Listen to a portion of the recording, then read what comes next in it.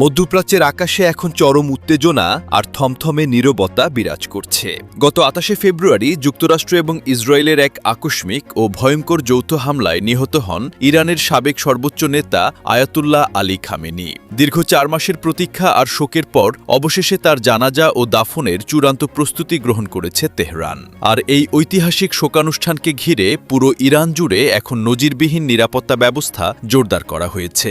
ইরানের মাটিতে এটি কোনো সাধারণ আয়োজন নয়, বরং এটি হতে যাচ্ছে দেশটির ইতিহাসের সবচেয়ে বড় এবং স্পর্শকাতর এক শেষকৃত্য অনুষ্ঠান। ব্রিগেডিয়ার জেনারেল মোহাম্মদ আকরাম মিনিয়া আন্তর্জাতিক গণমাধ্যমকে জানিয়েছেন, যে কোনো ধরনের অনাকাঙ্ক্ষিত পরিস্থিতি এড়াতে ইরানের সামরিক বাহিনী বর্তমানে সর্বোচ্চ সতর্ক অবস্থানে রয়েছে। পুরো দেশের নিরাপত্তা যেন এক অভেদ্য দুর্গে পরিণত হয়েছে। জেনারেল আকরাম মিনিয়া স্পষ্ট করে জানিয়েছেন যে আকাশ, স্থল এবং নৌপথ সব জায়গায় ইরানের সশস্ত্র বাহিনীর উপস্থিতি বহুগুণে বাড়ানো হয়েছে। বিশেষ করে আকাশসীমা নিরাপত্তায় কোনো ধরনের ছাড় দিচ্ছে না তেহরান। ইরানের সর্বাধুনিক বিমান প্রতিরক্ষা ব্যবস্থাগুলো এখন আকাশসীমায় সার্বক্ষণিক এবং নিবিড় নজরদারি চালিয়ে যাচ্ছে, যাতে শত্রুপক্ষের কোনো ড্রোন বা বিমান এই শোকের আবহে নতুন করে কোনো ধরনের আঘাত হানতে না পারে। এই নিচ্ছিদ্র নিরাপত্তার পেছনে একটি বড় কারণ হল বিশ্ব নেতাদের উপস্থিতি।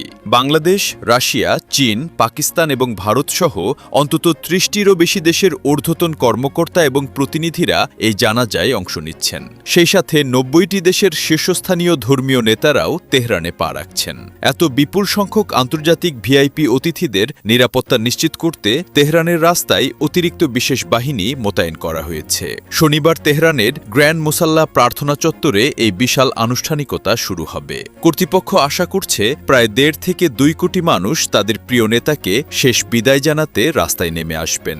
এত বিশাল জনসমুদ্র সামাল দেওয়া এবং আন্তর্জাতিক অতিথিদের নিরাপত্তা নিশ্চিত করা এখন ইরানের সামরিক ও পুলিশ বাহিনীর জন্য এক বিশাল পরীক্ষা। তবে ইরান বিশ্ববাসীকে এটি নিশ্চিত করেছে যে তাদের সামরিক বাহিনী যে কোনো ধরনের নাশকতা বা হুমকি রুখে দিতে পুরোপুরি প্রস্তুত রয়েছে।